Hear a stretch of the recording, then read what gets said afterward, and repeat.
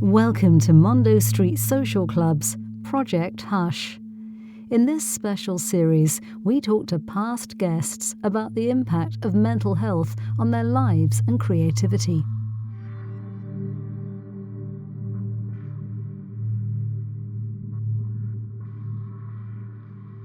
Hello.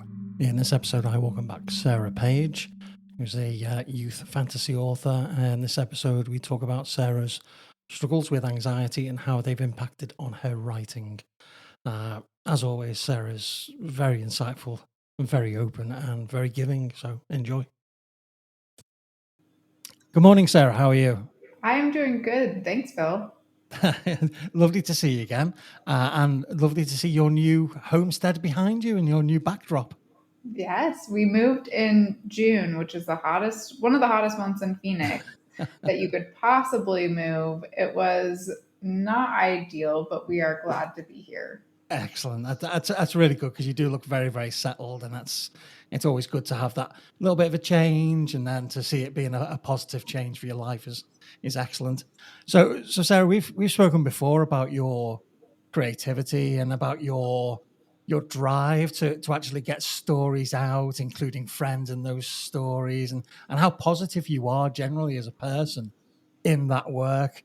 Now, part of Project Hush is to talk about the things which are maybe the flip side of that coin, about how we deal with maybe mental health. I call them hiccups. We go along and then one day it's not so good, so it might be anxiety or insomnia or any of those above us. How has that affected you in your life? Oh, absolutely. So I am someone who struggles with anxiety, and that is something that I have been a lot more open with recently. Yeah.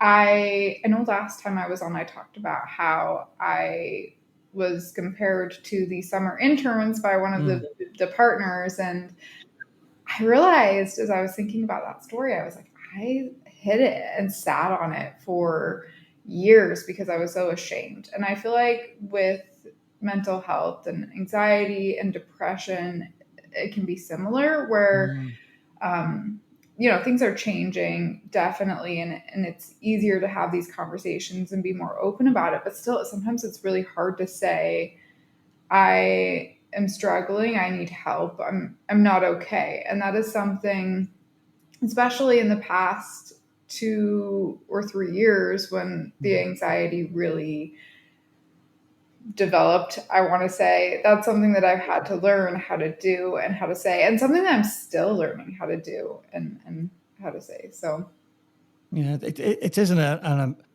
incredibly difficult first step to say I'm not okay, or I need help, or my balance is off. yes. But I think it's something that if we've got a good support network around us, whether it be a partner or a friend, the more we say it, the easier it becomes, and the quicker we can open up about it. Yeah, for sure. I remember, so really the anxiety probably started about a little over a year ago. I think it had been brewing in the background for a long time, but we went on this trip to visit some family and some friends, and it was almost like on that trip, just like something broke. And I was not the same ever since. I was just Oh really wow. stressed from work and really stressed from like trying to juggle spending time with family and also trying to spend time with friends. And I came home and I just could not do anything from that. So it's not really related to writing, but just the demands of life. And people kept asking me, I think the trip was in May and my birthday is in June. And they were like, what do you want to do for your birthday? And I'm like, I don't want to do any, like, I literally like cannot do anything. So I realized that I was in this space, and I looked back to when I was in a similar space after I had gotten compared to the interns, which was really the only other time in my life that I've like felt like that low and that terrible. And I said, I need help. Like I don't want to go through that alone, because I did go through that first experience very much alone. Yeah. And so I said, I need help. I'm not going to go through that alone. And so just like talking to family and talking to friends and saying, I've been anxious lately, and sometimes I don't know what causes it or what brings it on. and the overwhelming amount of like love and support that I got when I went to my family and my friends and said, I've been feeling anxious. I remember I told my mom, and I was so nervous to tell my mom I've been anxious lately. Yeah. And she looked at me and she's like, that's normal feelings. Like a lot of people are anxious, and it's nothing to be ashamed of. It doesn't mean, you're broken or defective. Let's work on like trying to not necessarily like fix it, but to make life, livable. Yeah. Mums have a wonderful way of settling us, don't they? They just right the teacup and go, it's okay, it's normal. Mm-hmm. Yeah, we can't fix it today, but we can find a way to make it better. That's the wonderful thing about being a mum. Whereas a dad goes, right, okay, well, what can I do? Who can I defend you from? And things like that. But the mums are the real anchors in times like that. It's wonderful what they do for us. Yes, for sure. Yeah, cool.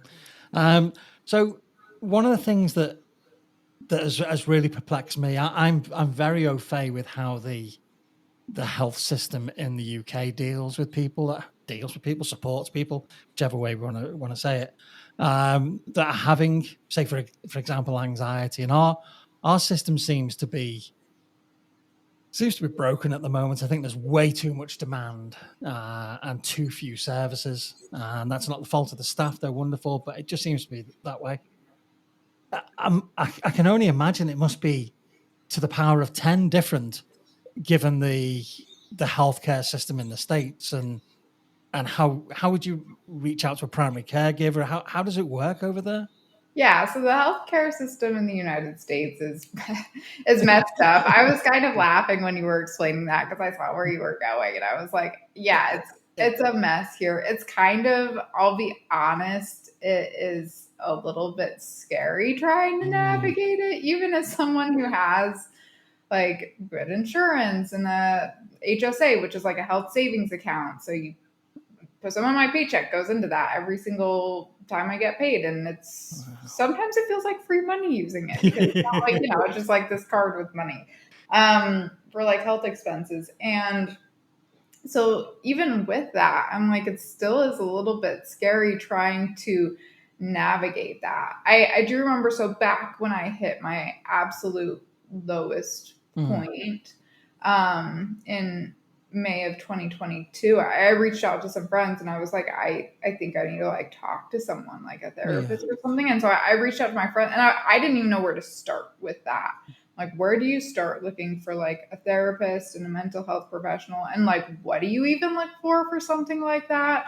Yeah. So I reached out to some of my friends and I was like, who do you go see? Because I'll just like, I know you do really good research, and I will just go see the person that you go see. I will say, finding a therapist, you want someone who, it's a little bit like dating. You want like the personalities to mesh, and so anyways, it can be like tough and really scary to navigate.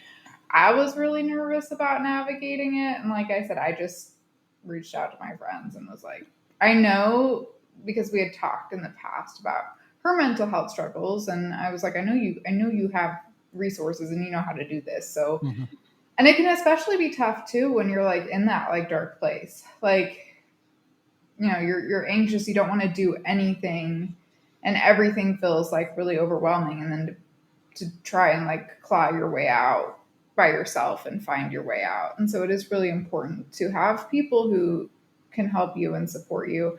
I think my husband was even like at one point probably helping me trying to research therapists, So you got the amazing support of your family and friends. Did that start to give you a solid base to push off from, or did you get a therapist in the end? Did you get somebody that gave you that additional support? Yeah, so yes and no. I think like having the people and having like the outpouring of love and support that I had, that really helped me to feel less ashamed about it and less like, like something that I need to hide because, I, like I said, when I went through that the first time back in 2019, I don't know if it was like anxiety or depression or a mix of the two, but I didn't really talk about it apart from with my husband. And so it helped me be able to be more open with it. But what really helped me ultimately, and what is helping me, so it is still something that I deal with. And some days I am just anxious. And that's just something that I live with now since this happened. But learning to recognize my triggers for it. For example, one of the things that can make me anxious and that triggers my anxiety is when I feel like there are multiple things vying at my attention for once.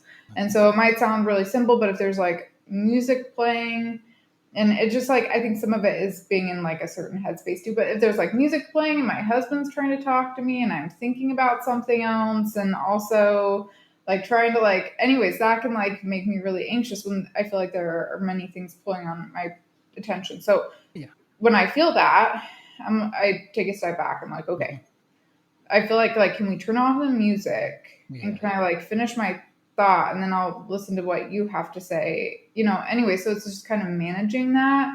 Also listening to, there's a peaceful piano playlist on Spotify that I really, really like. And so I'll turn on peaceful piano. I probably have all of the songs memorized, but it's like a shot of like calming whatever in my nerves. I think I've like Pavlov trained myself. And then eucalyptus oil, actually. I love eucalyptus, like using eucalyptus oil. So what's helped me the most is learning how to manage it and looking for like, one, the triggers, and two, the things that help when I'm in that headspace.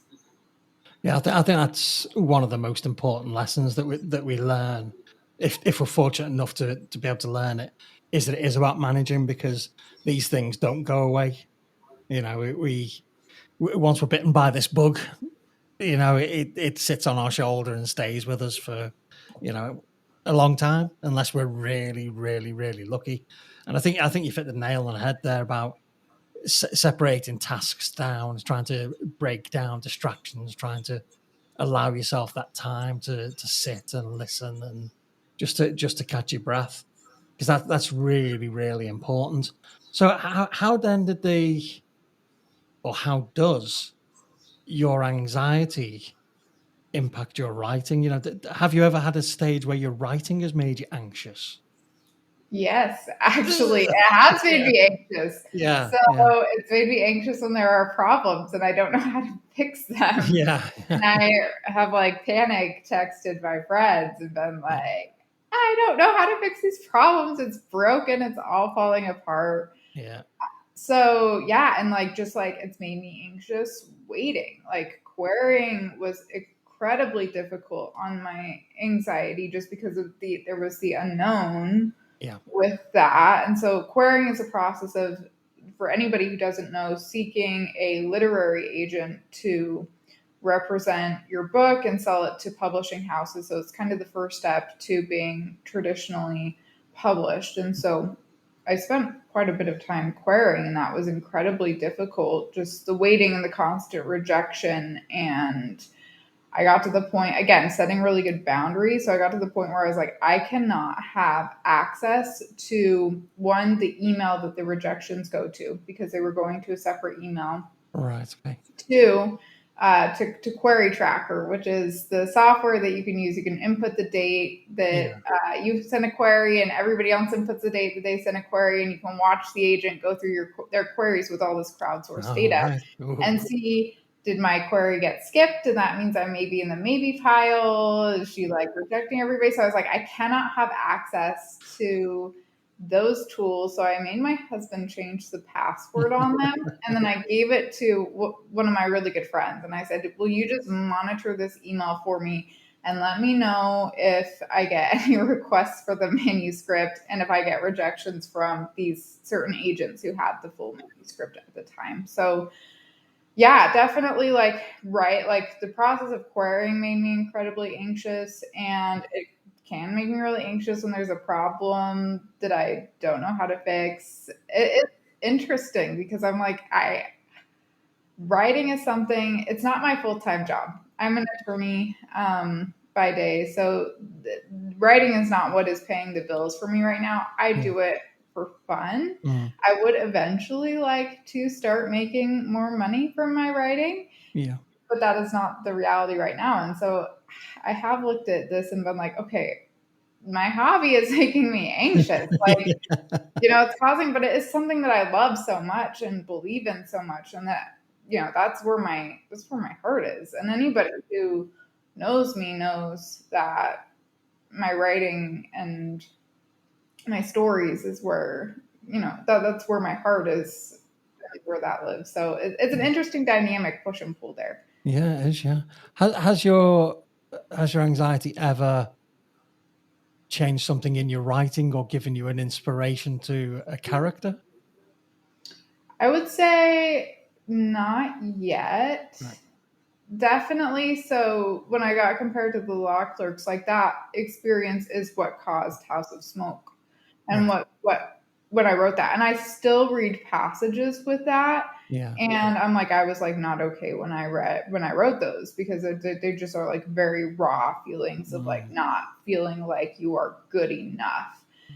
But as far as the anxiety is concerned, I don't think it has inspired anything yet. It could in the future, definitely.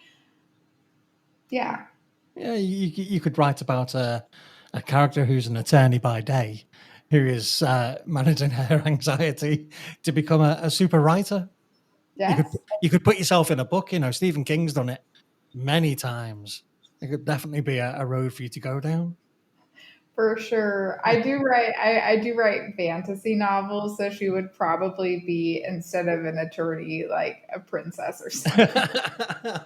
Oh, a princess that wants to be an attorney, then. Yeah, it's escapism, and I'm not ashamed about that. So No, you shouldn't be ashamed. I think it's wonderful what you're writing. I think it's great that you're one of the very, very lucky people that have realized what your dream is, and you've got the ability to multitask, to do a day job and follow your dream at the same time. That's such a huge thing for you. It really is. It's great. yeah. So as you're going through life now, you're managing the pushes and pulls of work, of family life, and you're managing that anxiety. Does it always sit there? Is it always just bubbling under the surface? Or can you actually have times where you might feel that you're more like in remission and it isn't there at all?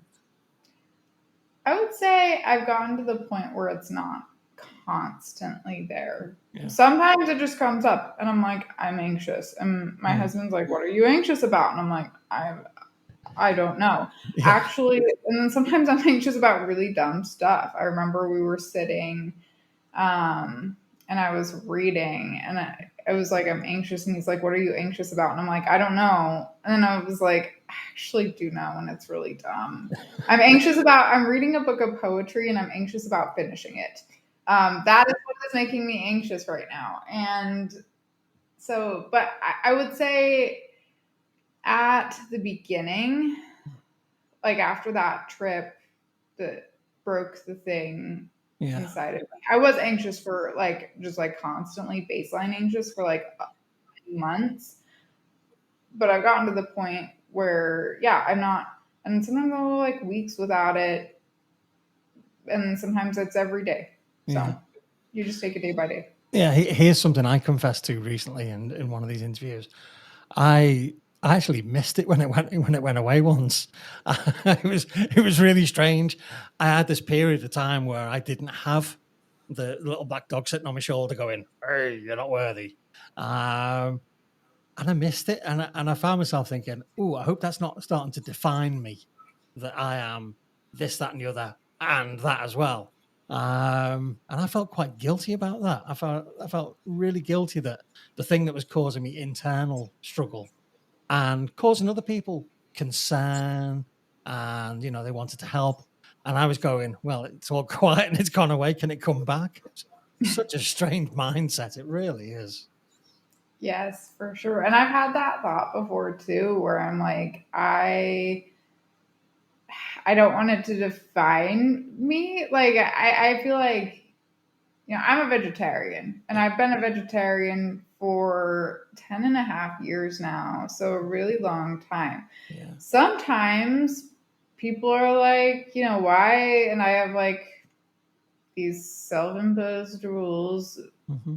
and it just comes down to like, that's what I've decided I will and won't eat. Yeah. It started out, I don't like meat, but now it's just, it's a part of my identity and who I am. Yeah.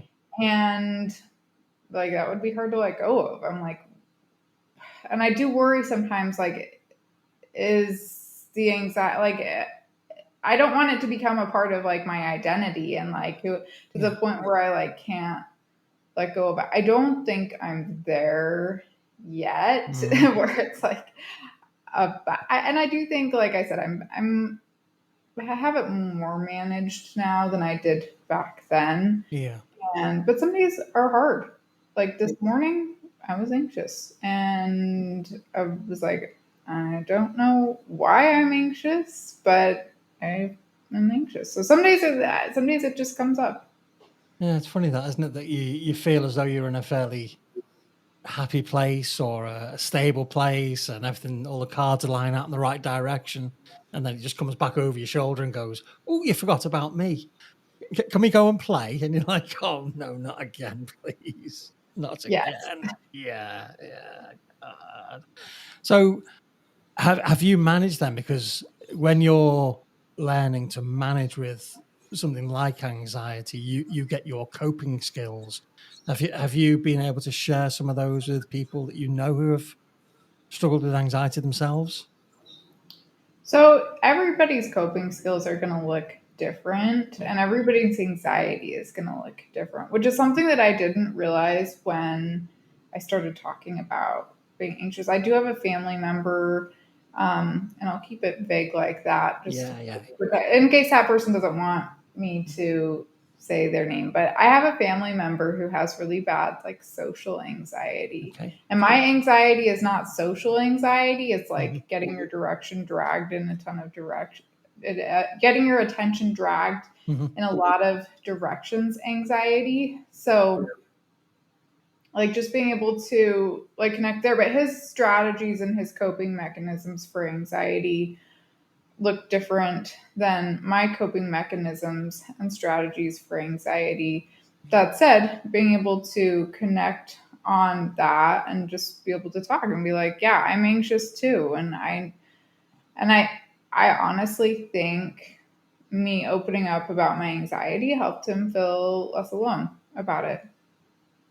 Excellent. And that is part of the road to recovery, isn't it? We mentioned before we came on air that one of the things that I've realized talking to people in the Project Hush interviews is that I'm not alone, that my thought processes that are not identical to yours or to Rob's or to Tanya's, but they are a common theme, that we feel, we're imposters, or we feel not good enough, or we feel so we can't cope, and it's been very cathartic for me, and I'm sure that when you touch base with that family member, it was cathartic for both of you to realize that, hey, we're not alone, that whilst it is my personal anxiety, there is a common base within the way our brains work.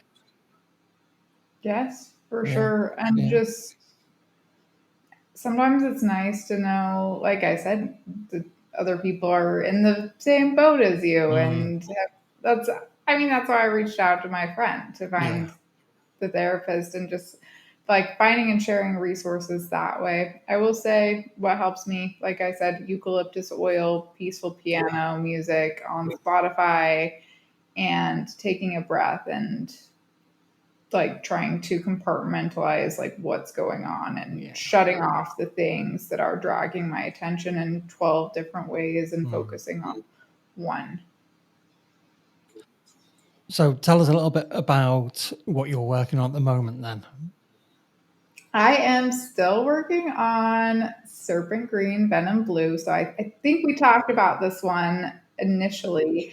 I was in the very, very early draft stages of it. Now I'm working on the third draft. So, and this is the draft that I think I'm going to let people read. So nobody else has read it yet. So Serpent Green, Venom Blue it's a story about a portrait painter who accidentally binds herself to her arch nemesis, the Crown Prince. So anything that he experiences, she feels, and it also works vice versa. So, for example, she gets her period and he gets the cramps. And she gets really mad at him and walks up, Spike climbs a ton of stairs and makes his legs really, really sore. And so it's the process of them untangling this bond. So writing books is a really, really slow process. I am also a slow writer. And I did actually go on a little bit of a foray. I had an existential crisis over the summer where I was like, fantasy is a really hard market to break into right now. Maybe I'll go write a rom-com. Okay. So I wrote a very bad draft of a rom-com. I still want to go back to the rom-com, but the thing with Serpent Green is these characters will just scream at me. And that's how they came to me, is they came to me like screaming. I was supposed to go work on a different book that was like a fairy tale, like Beauty and the Beast retelling. And then this like Serpent Green like dropped into my lap, these characters, and they were screaming at me to write them. And I was like, okay, shh, like it's okay. Like you can stop screaming. That's very much their personality, so they will actually like scream. So anyways, I'm like, shh, you can stop screaming. It's okay. I'll work on you. So poor Whiteheart got set aside, and I've been working on Serpent Green. And then I had my crisis and decided to write a rom-com. And then, of course, the characters from Serpent Green start screaming again. They're like, no, you will write us. And like sitting there screaming and chanting, come back. Yeah. So I'm like, okay, fine. Like I can tell, like that's where my heart was. And like I said, they were screaming at me. So yeah, we're still working on that. It usually takes me about a year to finish a draft. So I'm not the fastest writer, but I am consistent. Yeah. I love what you say about your characters screaming at you, because as you know, I'm a musician and I have that when I'm writing. So I get tunes screaming at me. So I'm working on one and something else is going tap, tap, tap, tap, tap, tap, tap. Can I come in as well, please? And you're like, no, you're totally inappropriate for this song. And yeah, it is that, it's that creative process. It's when you hit that stride, everything's just coming at you all at once. But whoa.